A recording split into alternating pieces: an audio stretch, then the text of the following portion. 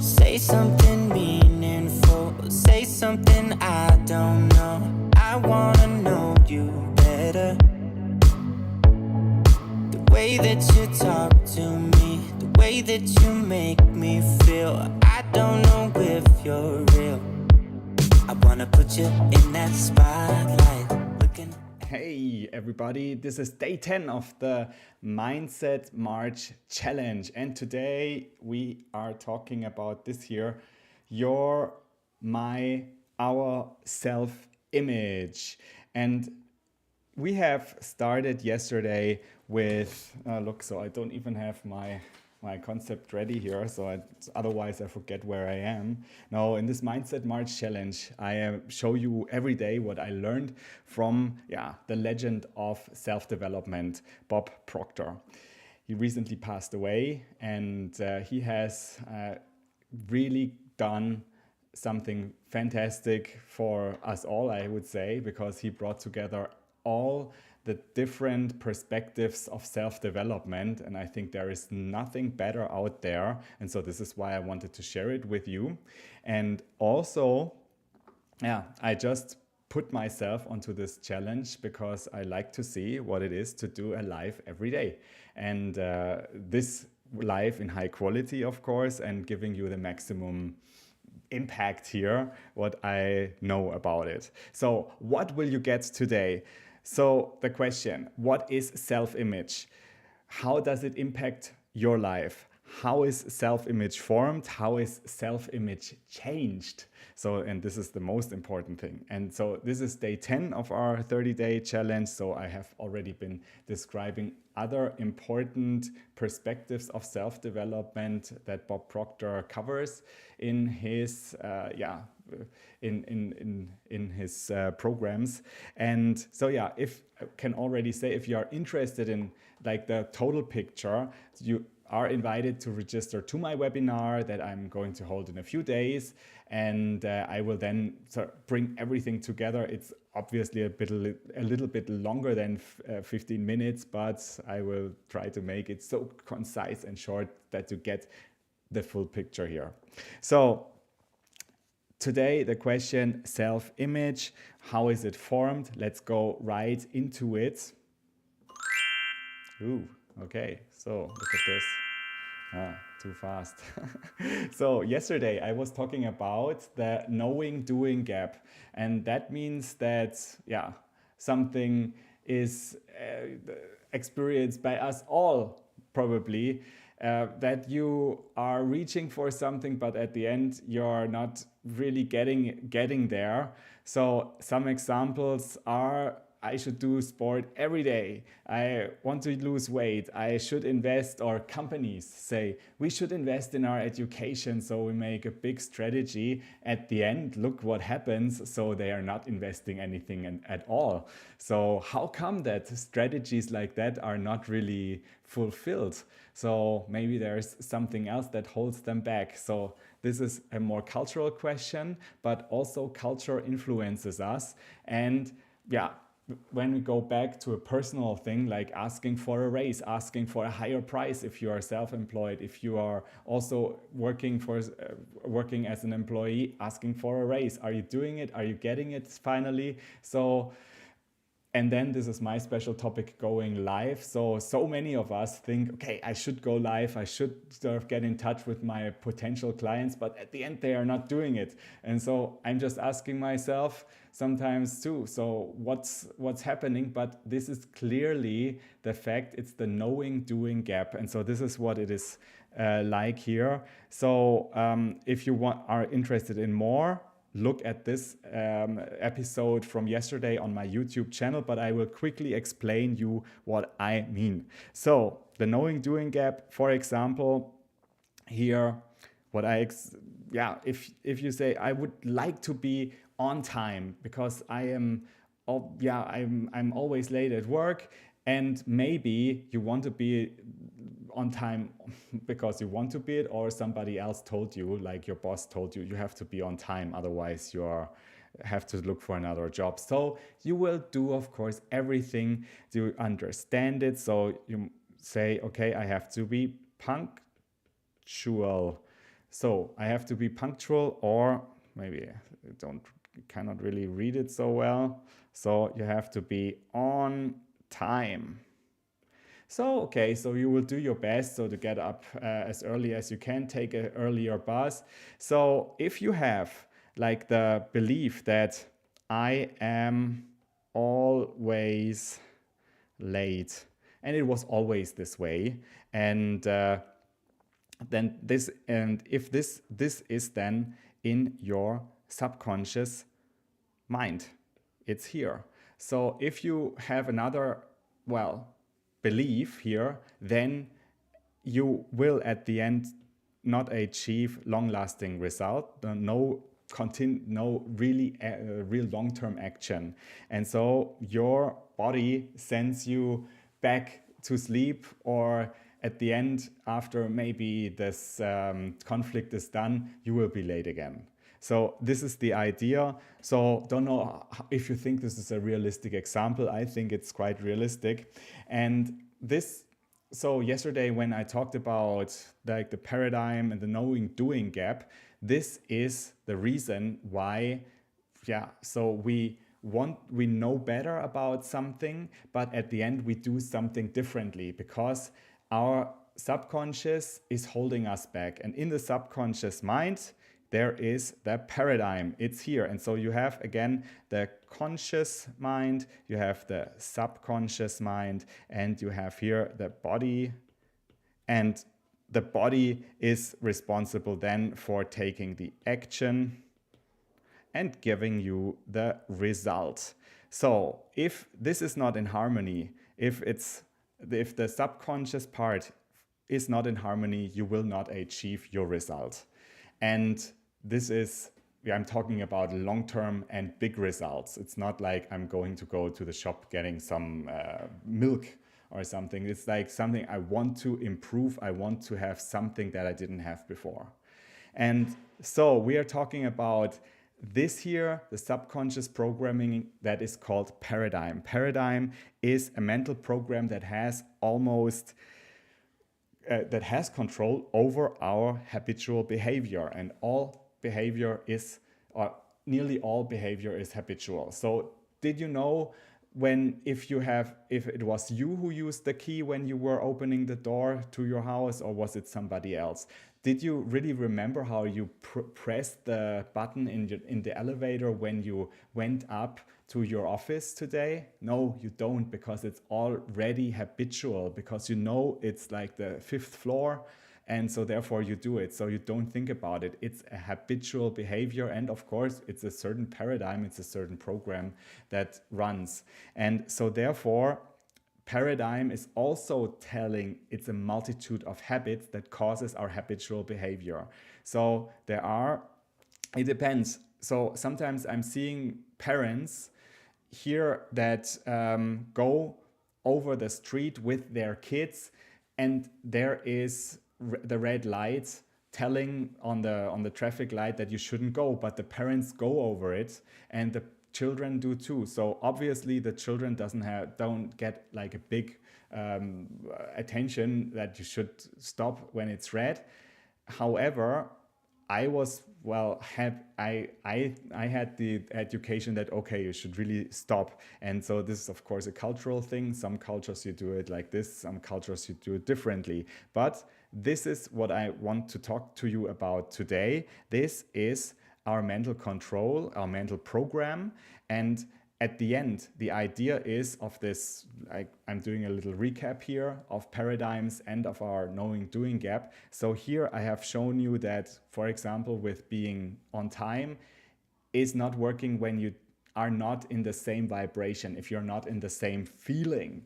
So if this here is the case, that you are in the green, you're thinking green, you are feeling green, and your body is in the green vibration, then you will get the results. And so therefore also this title here, what's going on inside is always reflected in our outside results, because if it would be otherwise, so if it would be red here, so your vibration would be a different. So, or if you wouldn't even know if you would be ambivalent. And this is the thing that the knowing doing gap tells about. And the last thing yesterday I told, or I was reflecting, was that if you want to change the knowing doing gap, and if you want to also change your big results so that they work in your way for the long term, you have to work on these paradigms and on your self-image.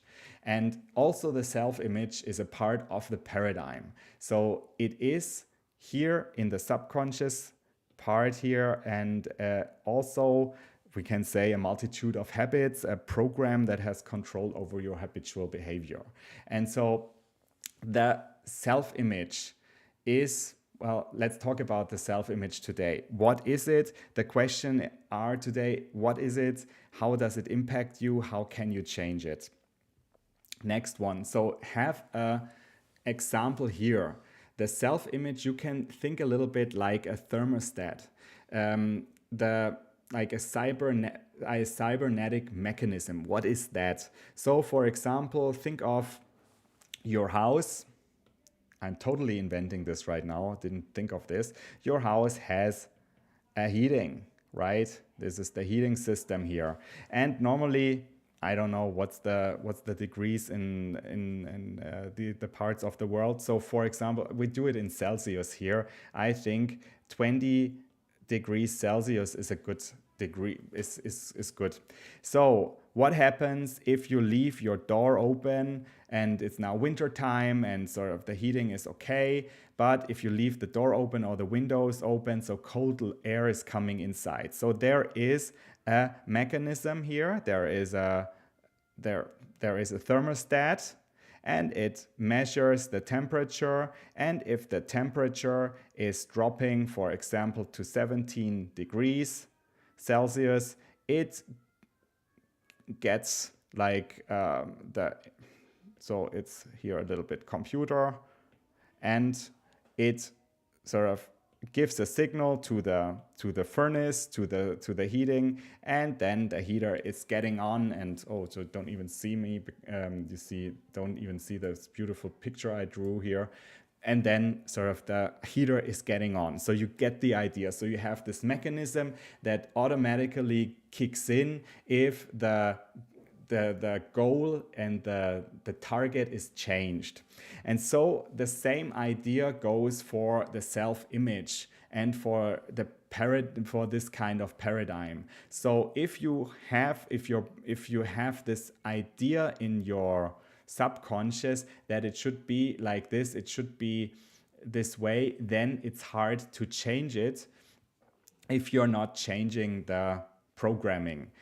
And an example for that is dieting. So if you make a decision or if a person makes a decision, let's keep it like real and really absolutely general. So I don't have that much experience with that, luckily, but if I can well understand what is meant about it. So here you have the decision to make the diet, and it's here in the conscious mind. So the idea is, want to lose weight. So if the body cybernetics, if the body is, so here, if the subconscious programming is that you are overweight, then it's, well, contrasting against this decision to do a diet. So what happens then? So it might be that, of course, the conscious idea to make a diet kind of trickles through, and so you're also doing, a person is also doing the things that are necessary for the first time to do dieting and to like eat differently. And so here the actions might, so this here is the weight loss. So there might be a loss of weight for the first days.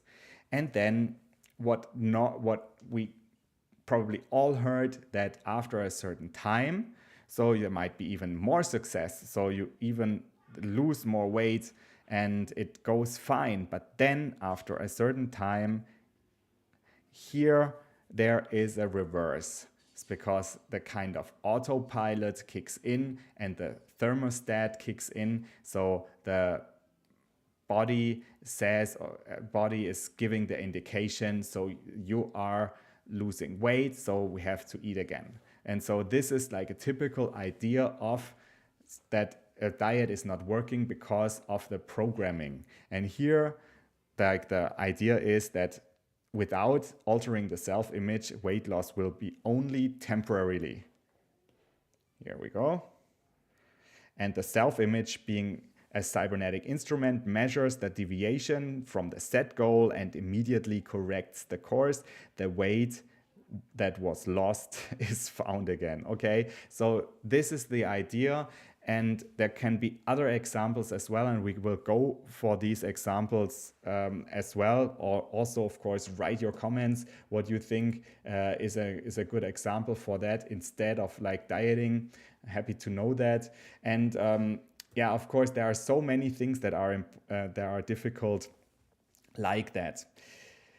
And today is the 10th of March. I found this out on my, and I tell you why this is such a great coincidence today, because I am talking about this gentleman here, Mr. Maxwell Malls.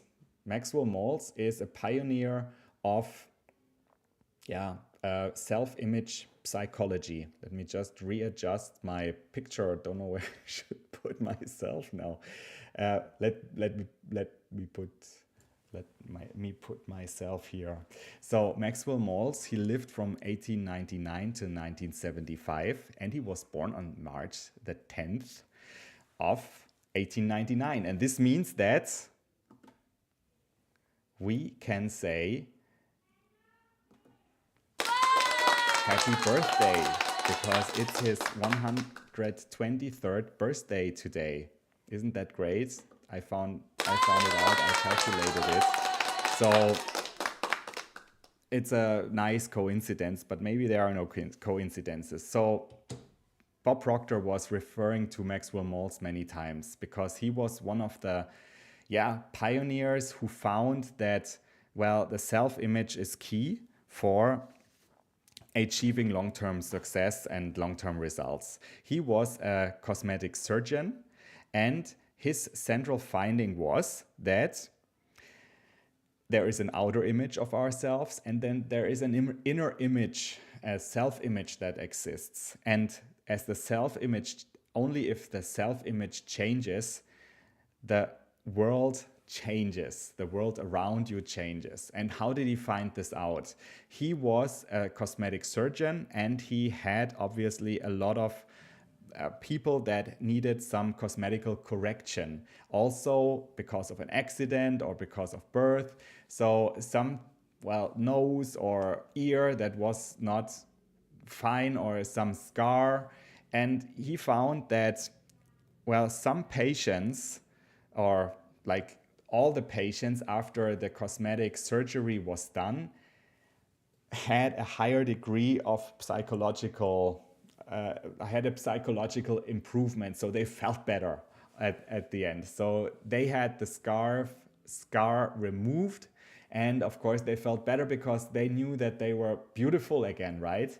And he, however, found out and saw by his experience that some patients did not change after all. So they did not feel better, even though the cosmetic surgery was done and they had a real reason for feeling better, but they didn't. And so therefore this finding was made that, okay, there is an outer image that people could feel better, but at the end they didn't feel better because, they were having this self-image of them that said that they were not beautiful at the end. And so therefore he made this research, and he brought his purpose around this subject, where he said the self-image is the cornerstone of all the changes that take place in a person, and that people must have an accurate and positive self-view before setting goals. Otherwise, they will be stuck in a continuing pattern of limiting beliefs. And if one's self-image is unhealthy or faulty, that the person's efforts will end in failure. So, and that's something that he wrote here in this book, Psycho-Cybernetics. Here is the title, Psycho-Cybernetics, that he wrote in 1969 and was a big success that time, and is still a milestone or big cornerstone in, well, self-image psychology and also self-development.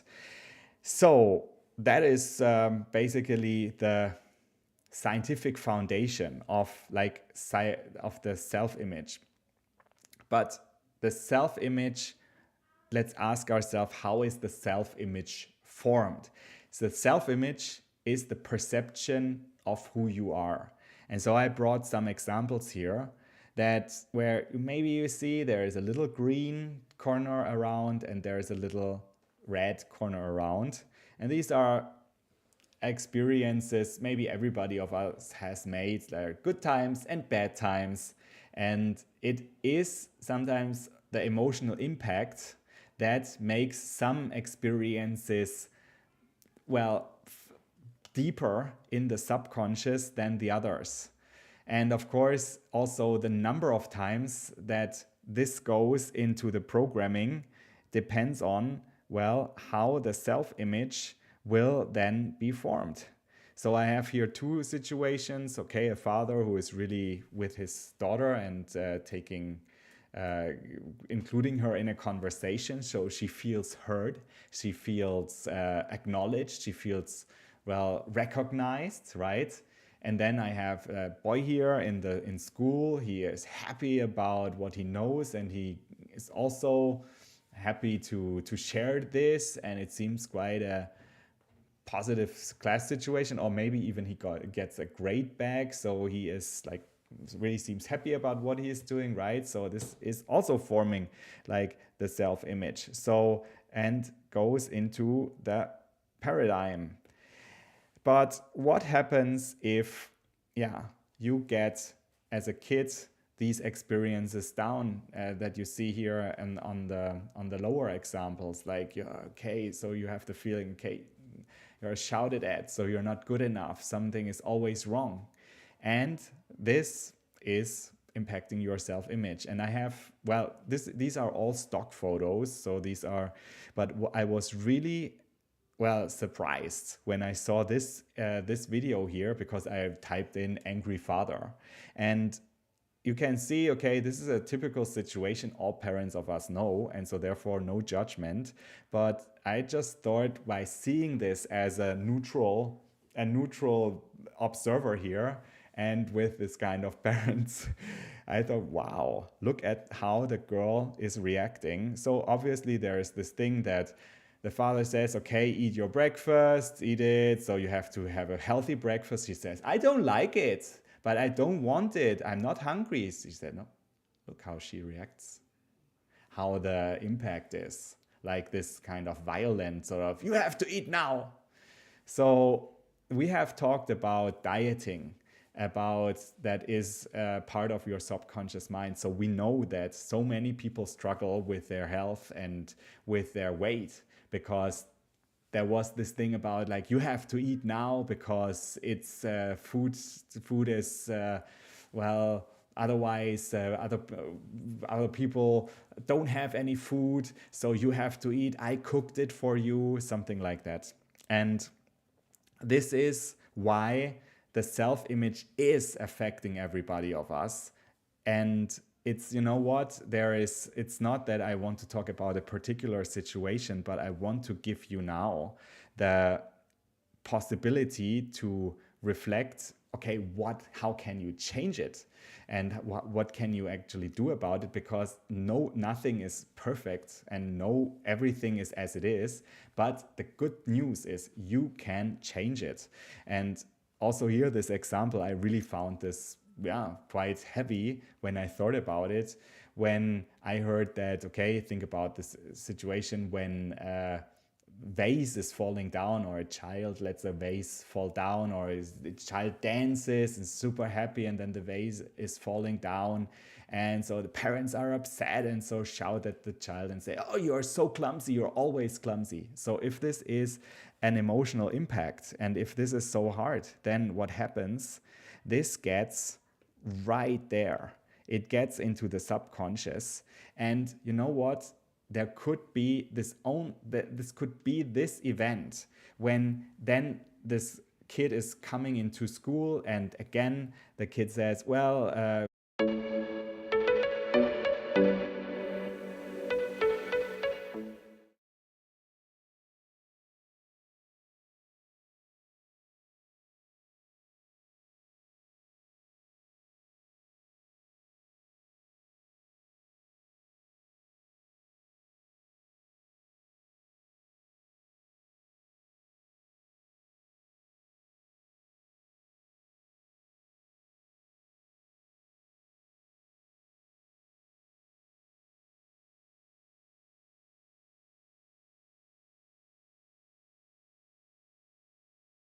and then do something about it, right? So, and now is the time to do something about it. And where do we do something about it? How can the mindset be changed? It can be changed the same way as it was changed with a kind of negative paradigm here in the emotional mind, because the emotional mind accepts all information and sets the body's vibration. So if you are working on your self-image now, the self-image that you would like, then you have the possibility to change your self-image and bring yourself in harmony with what you want in the conscious part, and then with the results that you are getting at the end. Okay, and how do you do that? This is now the time for me to test my drawing skills. So we have again the stick person here. We have the conscious part, we have the subconscious part, and then we have the body. So the idea is that the body is getting the action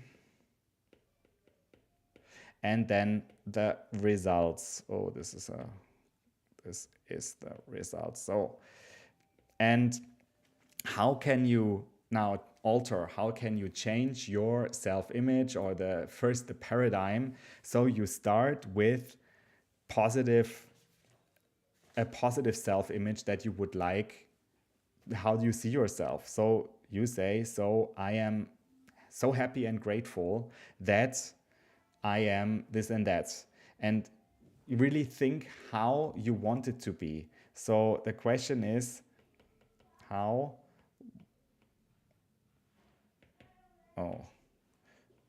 do you want it? And it's that easy. So this is Bob Proctor. This is live Bob Proctor here. That is directly how he said it. And oh, look at this. How do you want it? And it's an example that you could do with kids. If kids feel they are not good enough in school or something, but you can as well do for yourself. And how is the self-image changed? So I will quickly bring myself into the right corner here. Yeah, so if you have any comment, of course, let me know. So you get a beautiful image of yourself in this regard. You get positive thoughts, and you get emotionally involved.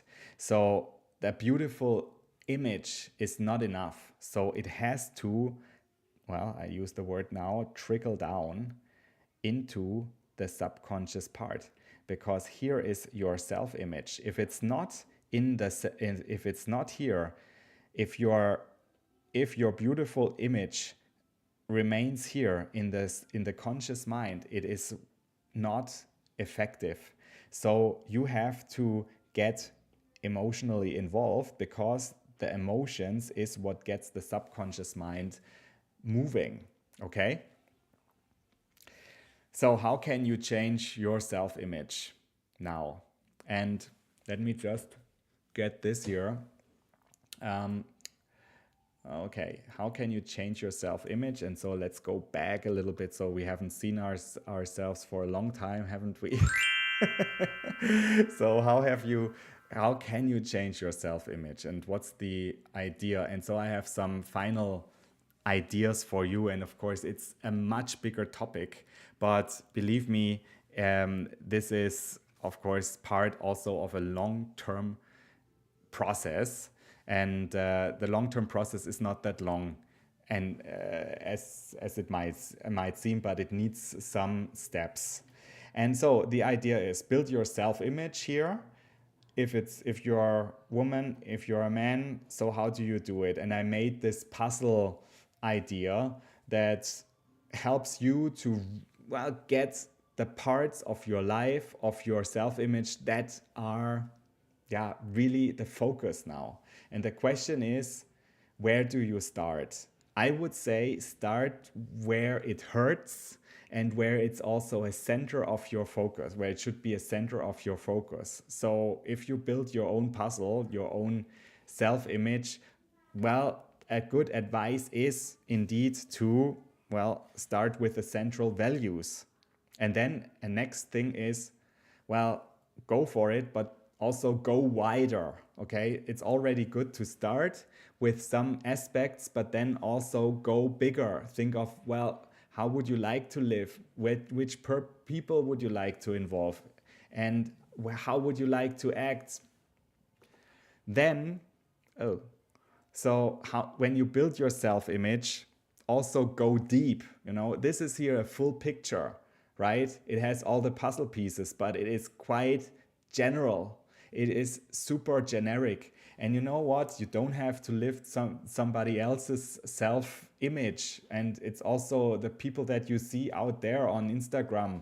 They are not your self-image. So make it fitting for you. Of course, you can take examples when you think habits, behaviors of others that you really like, you would like to invent for yourself. That's possible. And it's a good practice as well. So, but be more specific that it works for you. And then here, even if you think, okay, here you did it all now, okay, again, go deep, go where also there might be the fear, where you are afraid of. And that's most of the times where the reward lies when you are building up on your self-image. So here I think this is a typical image, I would say, when we know about, well, people around us, everything seems so perfect. So there might be a super job, there might be this or that, but you know, if a central piece is missing, and especially something that is really for your purpose and for your goal, so what's the worth of the self-image? So I would rather see it like this: do the central parts of the image, and if something is still open, okay, no self-image is ever perfect, and also it's also a constant work in progress. That's my last words for today, and hopefully you like this puzzle idea with the Mona Lisa. Took me 2 hours, to be honest, but I will reuse it. So this is why I did it today. And yeah, just so happy that you are here with me today, and that you are sharing the spirit of it today. And remember, you can also subscribe right now for my webinar, which I am holding in a few days. There is no date yet, but I'm also open for suggestions if you like. The idea is that I'm bringing you the ideas, what I have learned from Bob Proctor in a summed up webinar, and what you can do about it. And then just wanted to give you this thought. And of course, I could also talk about my self-image, and doing a live video is also part of the self-image. And just let me know if you have any questions about it. And wanted to let you know that if you have a hold on.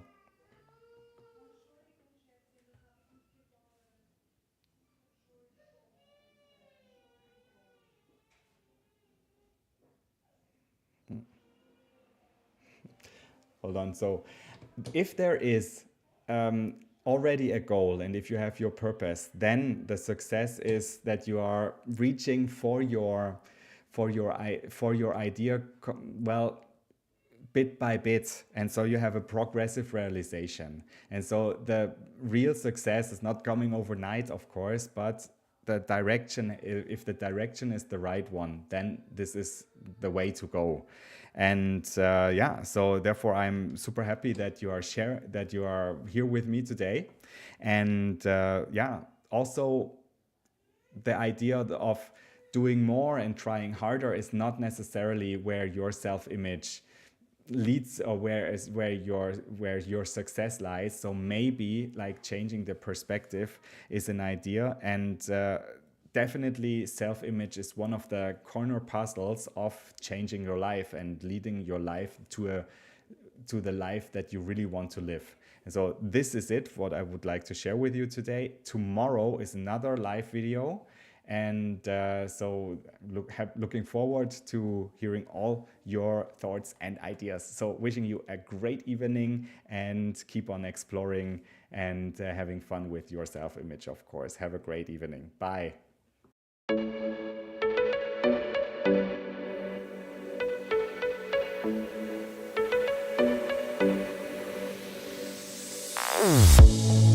Say something meaningful, say something I don't know. I wanna know you better. The way that you talk to me, the way that you make me feel, I don't know if you're real. I wanna put you in that